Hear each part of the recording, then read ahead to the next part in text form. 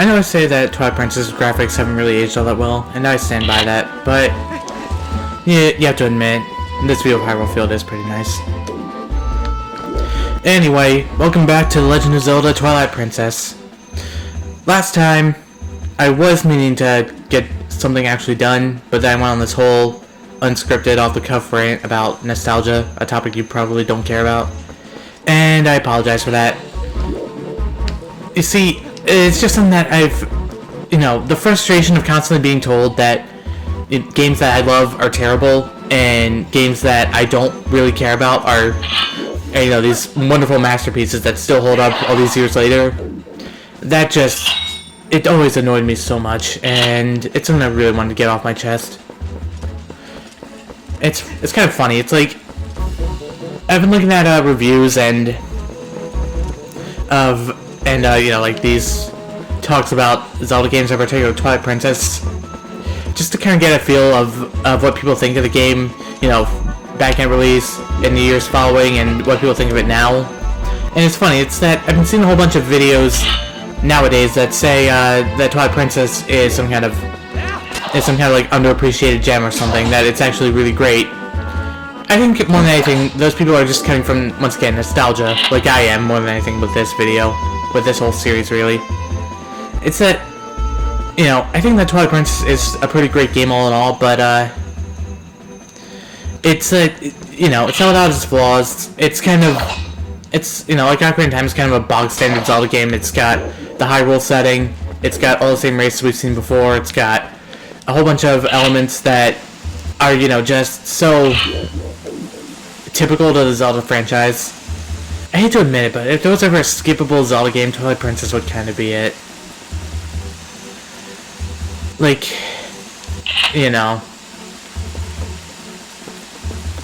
it sucks, but that's the way it is. I have to be honest. But yeah, I think people are kind of turning around Twilight Princess, not just simply because, it's our turn, the Zoomers' turn, to talk about our nostalgic favorite games, and, how you've totally missed out on all these wonderful qualities of games that we grew up playing. Hey, it was much closer than I thought. You remember, right? Oh, you know the deal. If you set foot in here, you might be a wolf again for quite some time. For at least as long as it takes for you to save the light of Eldin from the Twilight, anyway. So, shall we try to go see that light spirit of Eldin? Eehee. Can't think of anything better to do. Here we are at the Curtain of Twilight.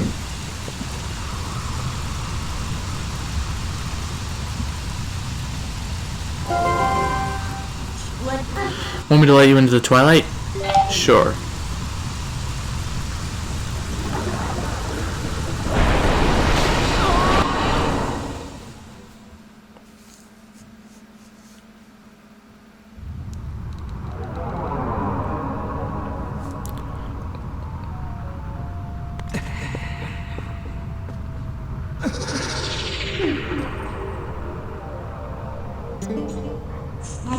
That's a good boy.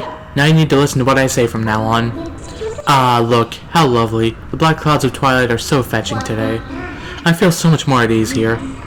And you look so much better like this in those old dusty clothes anyway. Hee. So let's get going. Here we are, back in the Twilight once again. We've got quite a bit to go before we can restore the light of Eldin. Anyway, another thing I wanted to address is that back in the Forest Temple, I was making this point about how it takes 3 hours for you to reach the first dungeon of Twilight Princess, but that sounds really extreme, and it takes too long for the game to get going. But when you kind of take it, when you kind of look at it as a whole, like the Zelda franchise as a whole, it's really not that bad. That's pretty normal for a Zelda game, actually. That won't work. Give it up. Did you hear me? You can't return to the world of light that easily. Well, I can at least walk towards the wall. Anyway. The point I was... telling the point I was trying to make was what's called whataboutism, which I think is pretty self-explanatory, but it's basically when you know, for lack of a better term, just go, well, what about the Wind Waker and having to go through the Forsaken Fortress and all that stuff before you can go to Dodongo's Cavern?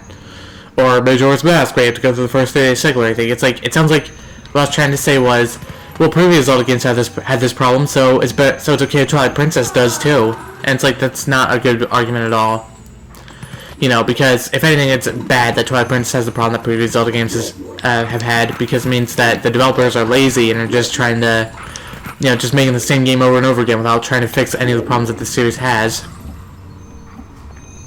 That's not what I wanted to, that's not the point I wanted to make at all. What I wanted to say was, you know, yeah, it does take it's like, that's not really, you know, it was more of an observation, like, oh yeah, it's just kind of interesting that it actually does take a while for Zelda games to reach the first dungeon. And that I don't think it's entirely fair to say that Twilight Princess is poorly paced because of that. Because it's like, there are other things I think can count as, you know, meaningful gameplay that happen before you go to the Forest Temple. Like, Zelda isn't just about the dungeons, you know?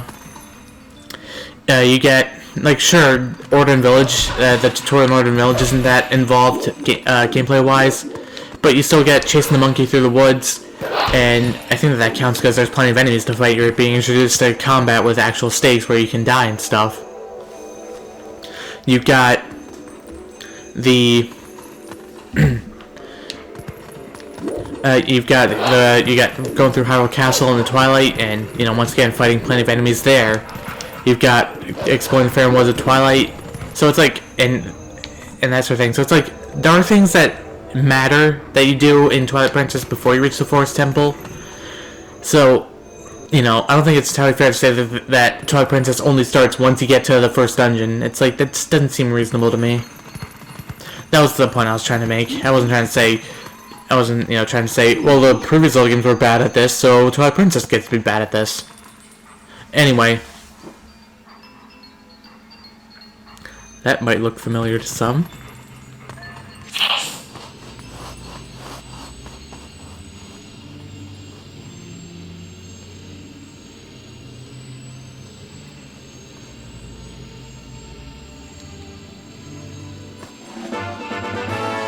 You learn the youth scent.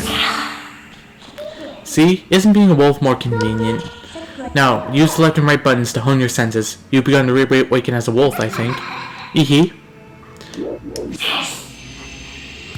And there's our next gameplay mechanic. You can use sense. You can follow sense in order to figure out where important items are. Simply put, it's just a diegetic waypoint system. Oh, there's a word. Diegesis. I like that word. Hey, that's a good word. Diegetic just basically means something that happens within the world of the story that you're reading or playing or watching or whatever. You know. So, for example, most waypoint systems are non-diegetic. They're just simply some number at the top of the screen or some line on the minimap or something that that indicates how far you have to go. In Twilight Princess, the waypoint system is diegetic. It's contextualized as the scent of the Ordon Village kids that you're trying to follow. Other things can be diegetic and non-diegetic, such as audio. The sound of growling that you make when you attack, that's diegetic audio because it's implied that the sound is coming from Link, who's like growling as he attacks. Background music, that's non-diegetic. It's implied that that's not coming from anywhere. It's just simply something that you can hear but Link can't. That sort of thing. So, all in all, I think that making... we have another Shadow Beast encounter here, but that's nothing we haven't seen before. I think that trying to make everything in the game diegetic is difficult and challenging to be sure, but ultimately for the better, because it makes the world more believable. It makes it so that everything makes sense in a certain way. You can start to believe in everything because there's a reason for everything that's working. This sounds crazy, but I have a vendetta against minimaps. I'll explain why later. We got some stuff to talk about here. What's this? That's strange. The bridge is gone. I wonder if this is the work of those shadow creatures. Ugh, what a pain. Oh well, let's look for it. You, get your map out. Which you can just hold because even though you're a wolf. Life sure is convenient, isn't it? The yellow arrow marks where we are. You knew that, right? Whenever you destroy those creatures from the darkness, a portal opens up that that looks like this on the map. These blue icons you can see all over the place right now. You hear me? It's called a portal. You better remember that. And in those woods we came through. Yes, it's gotta be around there.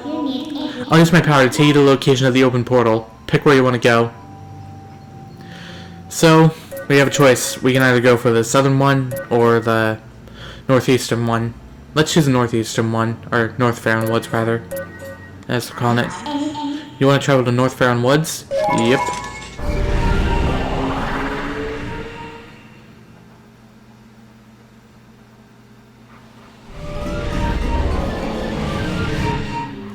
If you recall, in our last trip to Farron Woods... See? I told you, we're here.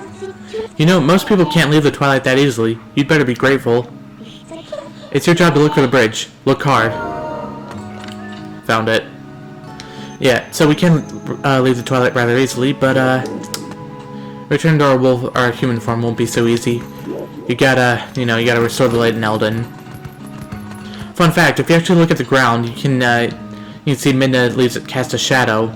You can't see it in first person mode, but yeah, look at the ground here. You can see Midna cast a shadow, even though she's invisible. A rather nice touch. So, find the bridge. Wow, it's perfect, don't you think? What do you think? Should we take it? Sure. Seems like a rather nice fit. Good little obedient wolf. And of course, we fought the Shadow Beasts back in the Eldin region in Kakariko Gorge, so we can take the bridge back there.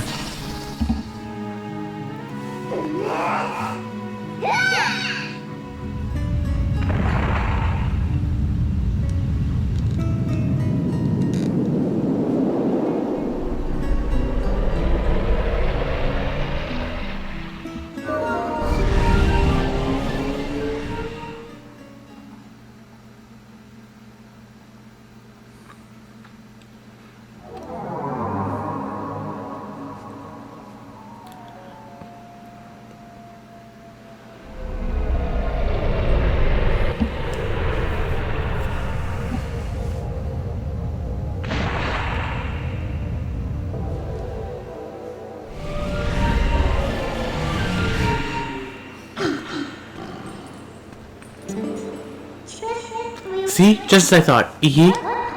So, isn't the power of Twilight amazing? Call me if you need the power again. It should help you find what we're looking for, don't you think? Alright, let's keep going. And sure enough, we have a fast travel system in this game, as most Zelda games do. A diegetic fast travel system. It's depressing, but not every game does that. They can't even be bothered to come up with a way to explain fast travel. Other than, you know, like it's implied that the character just walks to wherever you're going. But, you know, without an outright explanation, like, say, being able to warp through portals of the Twilight Realm, or something like that, they're just left with, they walked there. So, anyway, I was saying earlier that I have a vendetta against minimaps and waypoint systems, and that sounds ridiculous, and you know, it kind of is, but I want to explain to you why I just hate these so much. So, first off, minimaps and waypoint systems tend to be non-diegetic. Case in point, you can look at all the HUD elements we got here. We got a health bar. HUD means heads-up display, in case you're wondering. We got a health bar up here. We've got the button layouts over here. We got, so you know, it explains all the different things that the directional buttons can do. You got the B button, which is for items, but we can't use items as a wolf. You got the A button, which staying still doesn't do anything. When you're moving, you can dash. You got all the rupees that you're currently holding over here, and of course you have the minimap down here.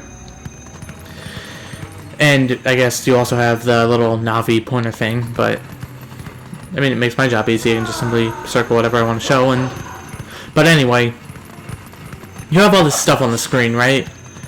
And and it all takes up space on the screen, and the thing is, what makes it so ridiculous is that you can see all this stuff. You can see how many hearts you have, how close you are to dying. You can see where you are in relation to the world and where your destination is. But Link can't. He can't just simply look around him and find all this stuff. It's implied that, Link doesn't have that ability that you have.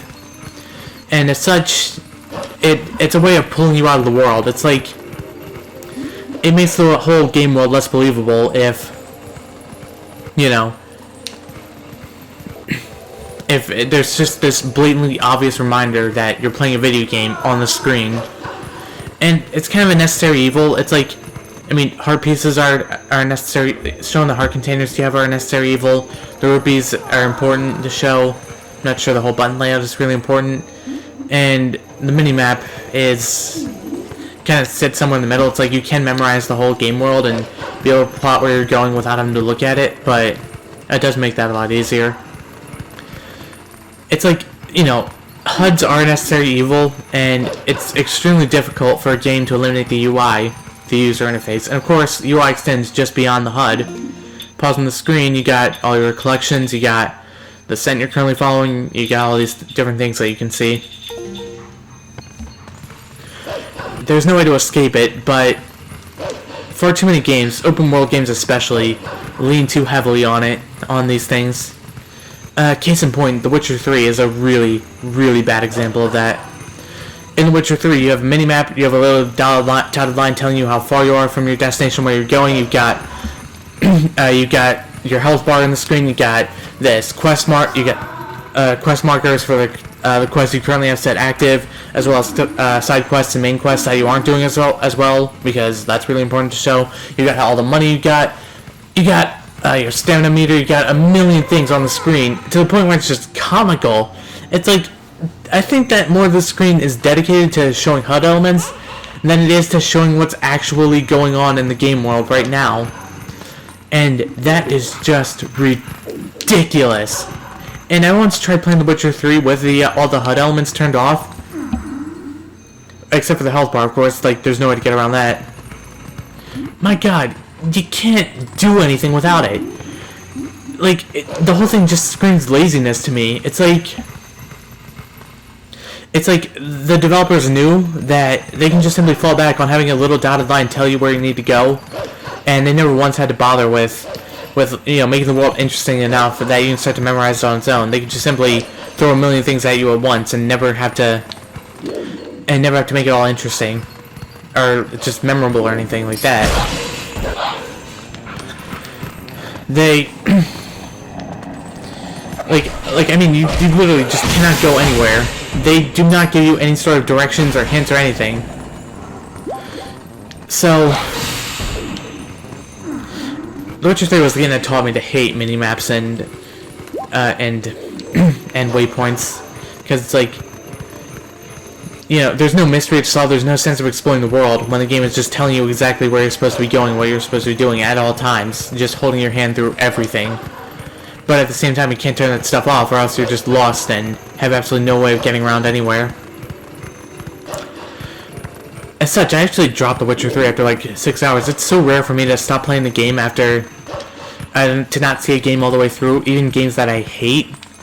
But for The Witcher 3, it's like, I can't do this. It's like, I want to be able to just run around this massive open world and get to explore everything, but the game's constantly telling you where to go and what to do, and it's like, why bother making the game open world at that point?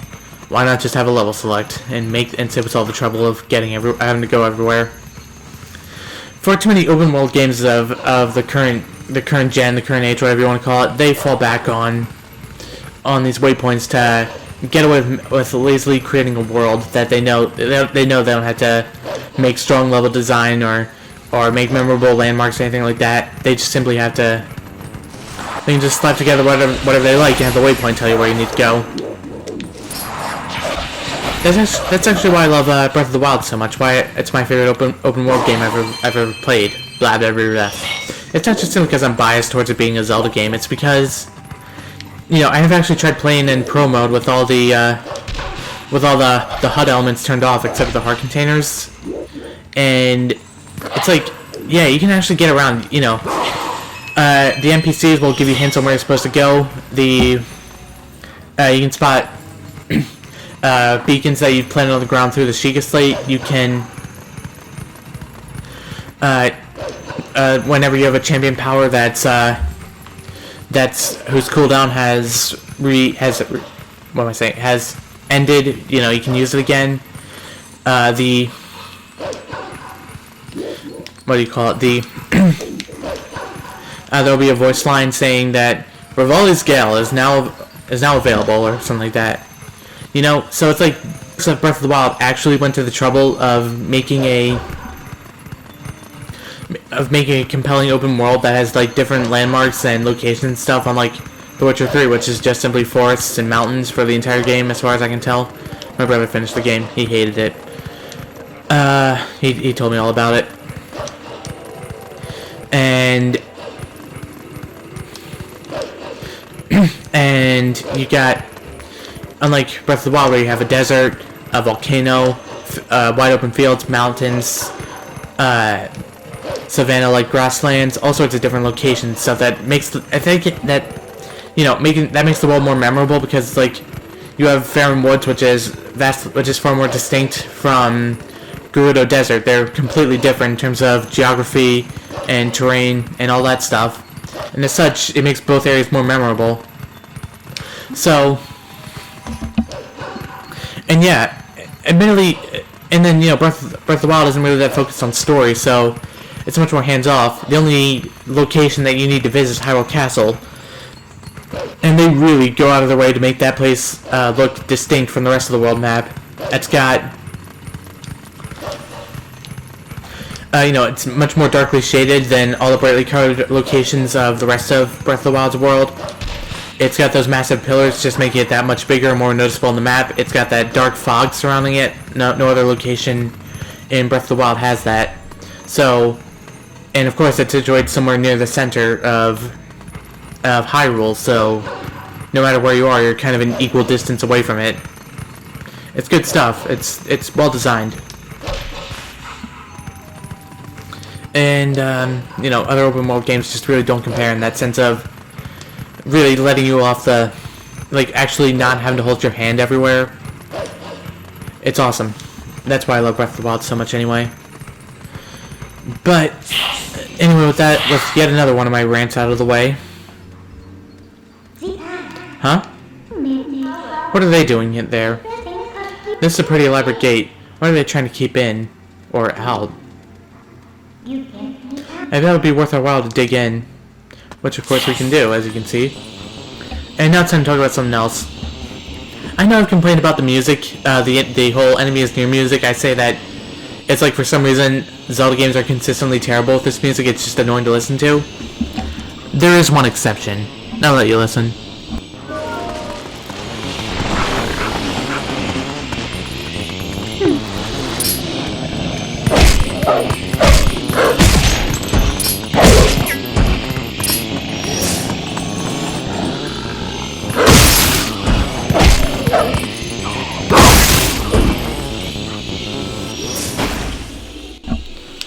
I've always found this music to be really... Why was I in Census the whole time? I've always found this music to be really enjoyable. It's really neat that they actually went out of their way to make an entirely different battle theme for being in the Twilight as opposed to being in the Light world. And I think that for some reason that music always appealed to me so much more than the Light world battle theme did. One thing I also want to talk about is combat as Wolf Link. It's not good. I don't enjoy Wolf combat at all. The biggest problem is that there's no finishing move for Wolf Link like there is for Human Link. When enemies get knocked to the ground, you're just left with sitting there waiting for them to get back up, just like it was in the Wind Waker. And if anything, the fact that you have a finishing move in human form but not wolf form only shines a light on that problem. It's kind of funny. It's that, you know, I remember thinking that there was something off about the Wind Waker's combat whenever I was playing that game. Like, for some reason, I wasn't enjoying the combat as much as I did in other Zelda games. But I could never really figure out what it was until until someone explained to me that, you know, it's that you get the finishing move in Twilight Princess that lets you kill enemies instantly once knocked to the ground, whereas in the Wind Waker, you just sit around waiting for them to get back up. It's like, I never really figured out that was the problem until, I think it was Peanut Butter Gamer just pointed it out. But in Twilight Princess, I immediately knew what the problem was with wolf combat versus human combat. It's that an enemy gets knocked to the ground in human form, and you have the finishing move, which can kill him instantly. An enemy gets knocked to the ground in wolf form, and you just wait for them to get back up.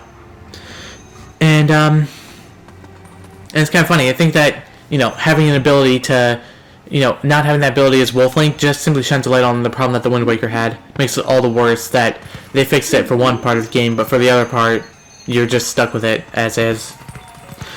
Anyway, so that's why I don't enjoy wolf combat nearly as much as I do human combat. With that out of the way,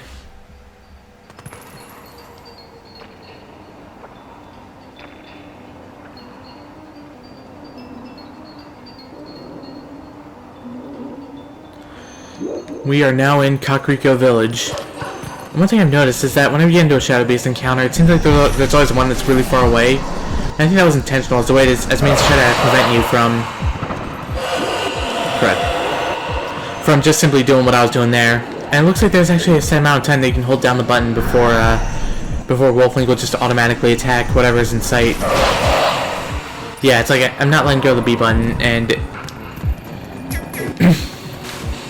and I'm not really, and I'm just simply automatically doing it. I think that was, oh, look at that colon. I think that was done intentionally as a means to prevent you from just simply enveloping all the enemies in one of Midna's energy fields and going nuts on them.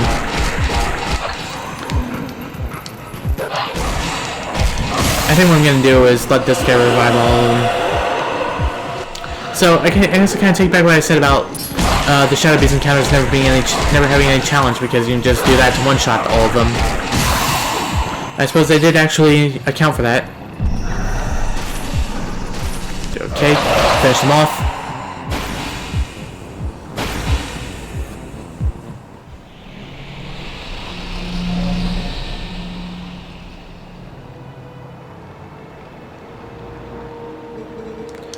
To the hero who was transformed into a blue-eyed beast in the realm of shadows in Twilight. This way.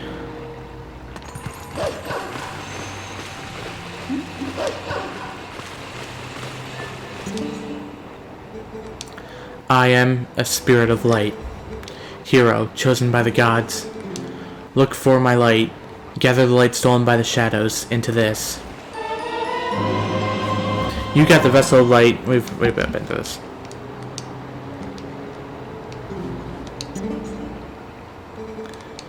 The insects of darkness, they are the form taken by the evil that attached itself to my scattered light.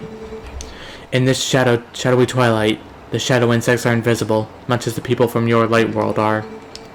With the last of my power, let me mark your map with the locations of the tears I've turned into shadow insects.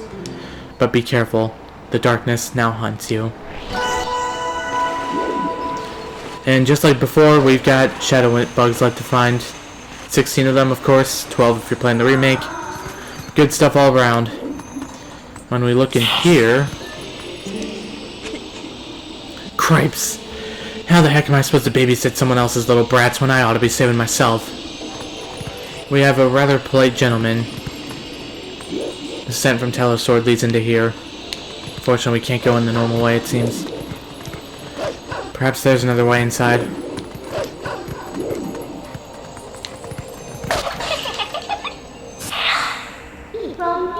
Hey, you can climb up here.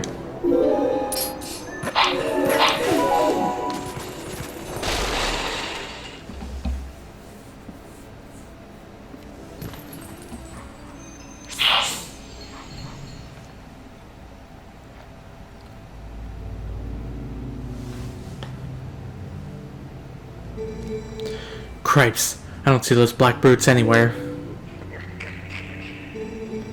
They've got to be hiding somewhere, waiting for their helpless little prey to come out. Then they'll feast.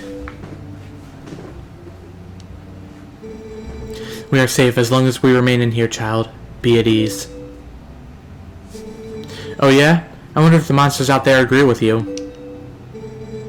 They sure didn't seem impressed by my bombs. How long do you think we can hold this sanctuary against beasts that strong, huh? Once they attack, it's over. Remember the lady from the general store? Just one of those things attacked her, and a whole gang from town went to save her. And what happened? She was already gone, and there were 2 monsters waiting. You connecting the dots? That means that if we get attacked by them, then we'll be... Barnes!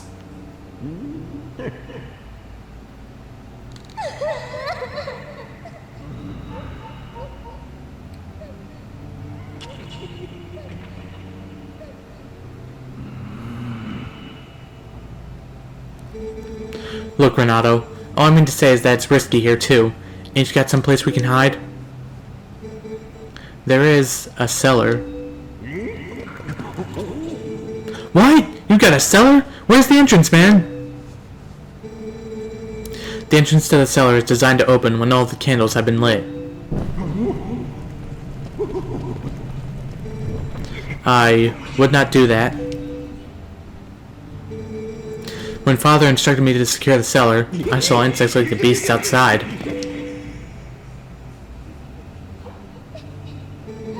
Don't cry, Beth. It'll be okay.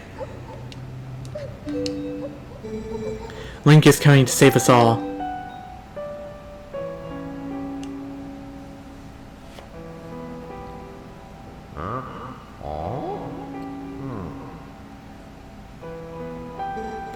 I can feel it.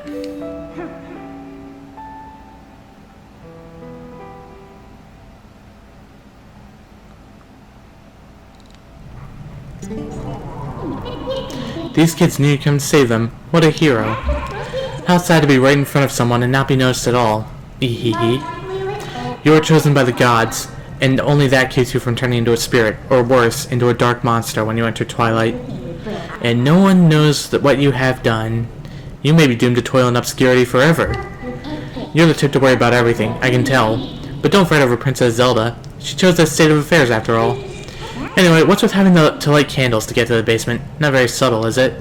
No, not at all. So, what are you going to do now, my lonely little hero? Eehee. Once again, Midna with all the wonderful remarks. Always has the perfect thing to say. And honestly, I need to talk about this. One criticism I've heard of this game is that having everyone be turned into the spirits and not being aware of what's going on doesn't actually make the game all that dark. It's like, oh, Hyrule really hasn't changed all that much. It's like, watch that scene and tell me that with a straight face. Having to hide from all these horrific monsters in the sanctuary, being told that, we take one step outside and we'll be turned into one of them, being told that not having any idea why any of this is happening or what's really going on. It's like, you want to tell me that that's not dark enough for you? What the heck, man? Oh, and trust me, it gets worse. It gets worse than that.